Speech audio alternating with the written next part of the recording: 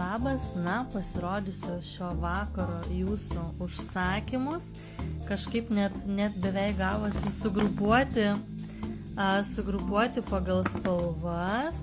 Šiandienas mano pasirinkimas šitas, kuris ir mokytojas man sakė mano, ar ne? Taip, tai yra perluotė, pats pirmas, karamelinė perluotė, kas yra moteriškumas, klestėjimas, apsauga.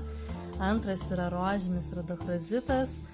Visada, kai norėsite tokių intarpukų, auksinių spalvos, juodos, sidabrinės, sakykit man papildomai. Tada eina saulės kristalas, labai didelis, net 12 mm ir aišku avantiūrinas, ar ne? Na, o ant šitos rankos mano pasirinkimas labai jaučia toksai magic. Dirmateritas, kuris irgi yra elektroniniai parduotuvėje, yra...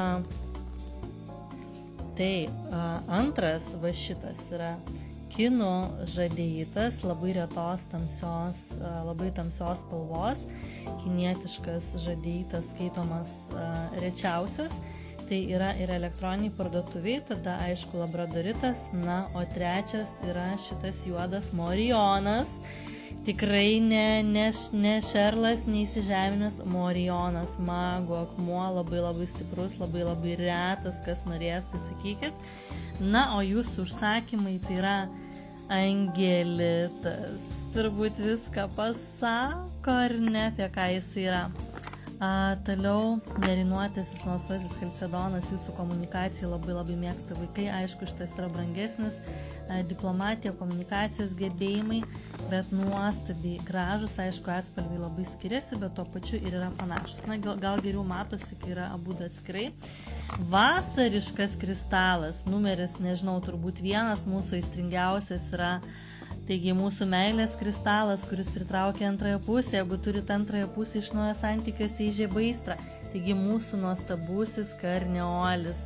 Žodžiu, visi nori meilės, visi nori aistros, kai kam trūksta ir motyvacijos, įkvėpimo darbuose, gyvenime. Tai va šitas ugninis mūsų užkrauna. Rodonitas yra labai panašus į rodochrozitą ir labai dažnai maišo net pavadinimus, tačiau rodonitas, matote, yra žymiai tamsesnis. O rodochrositas jau antras, ar ne, va, per viduriuką su auksiniu papuošimuku, abudu yra meilės nuostabus akmenys, ypatingi. Kaipgi mes be mūsų karališkojo lazurito, žmonės sako, nu jisai toks gražus, bet sako, kai gaunu gyvai, tai sako, yra 100 kartų gražesnis.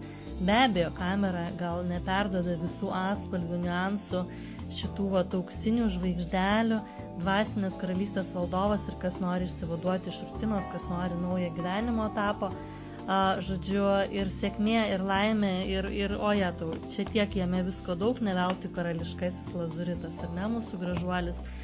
Sodalitas, irgi mūsų ramybei, va štai toks mėlynas, labai painijat, matot, visiškai skirtingi.